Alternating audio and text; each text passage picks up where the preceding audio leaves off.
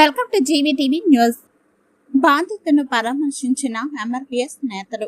జగిత్యాల జిల్లా బుగ్గారం మండలం చిన్నపూర్ గ్రామంలో దమ్మ తిరుపతి అనే వ్యక్తిపై గ్రామ సర్పంచ్ మరియు అతని అనుచరులు జరిపిన అమానుష దాడిని ఎంఆర్పీఎస్ జిల్లా కమిటీ తీవ్రంగా ఖండించింది. శుక్రవారం జగిత్యాల ప్రభుత్వ ప్రధాన ఆసుపత్రిలో చికిత్స పొందుతున్న బాధితుల్ని ఎంఆర్పీఎస్ నేతలు పరామర్శించి ధైర్యం చెప్పారు. నిందితులందరినీ వెంటనే అరెస్ట్ చేయాలని డిమాండ్ చేశారు. ఈ సందర్భంగా ఎంఎస్పీ జిల్లా అధ్యక్షులు దుమ్మాల గంగారం మాట్లాడుతూ, గ్రామంలో ఒక వ్యక్తిపై విచక్షణ రహితంగా దాడి చేయడం ప్రజాస్వామ్యంలో గర్హనీయమన్నారు. 5 వ్యక్తులు కలిసి దాడికి పాల్పడితే పోలీసులు కేవలం 3 మాత్రమే అరెస్ట్ చేయడంపై ఆయన అభ్యంతరం వ్యక్తం చేశారు. మిగతా 2 నిందితులు ఎక్కడున్నారని, వారిని ఎందుకు తప్పిస్తున్నారని అధికారులను ప్రశ్నించారు.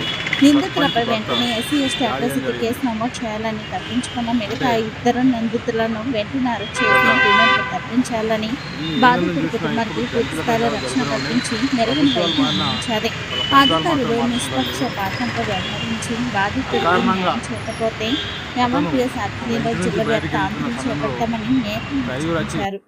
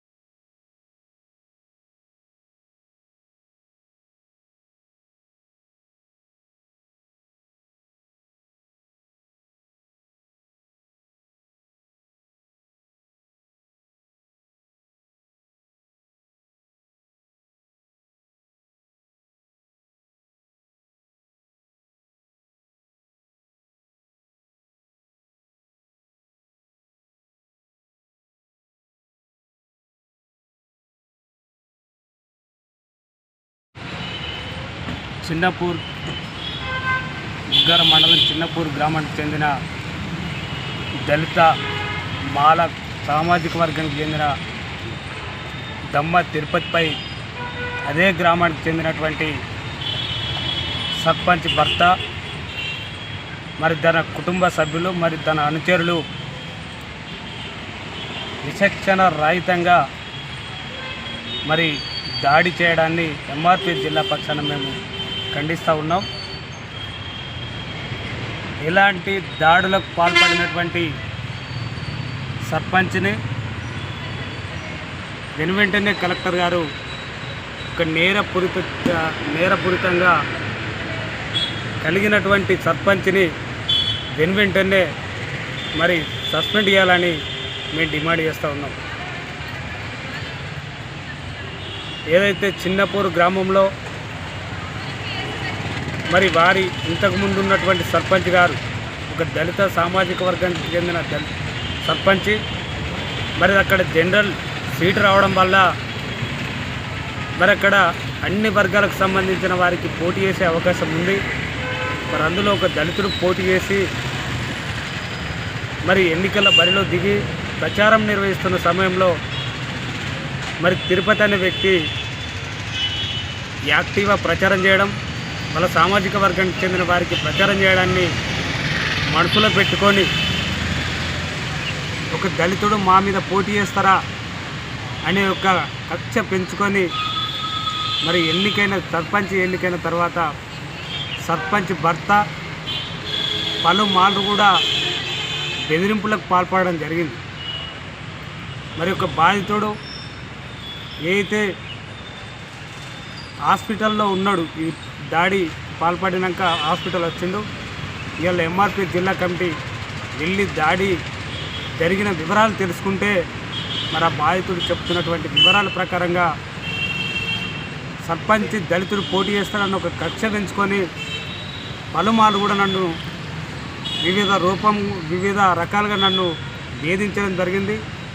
నిన్న వచ్చి మరి తన అనుచరులతోటి సర్పంచ్ భర్త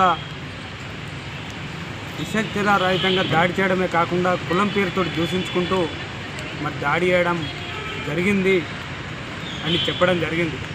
మరి ఈ యొక్క దాడి సోషల్ మీడియాలో మరి విపరీతంగా ట్రోల్ అయితే ఉంది.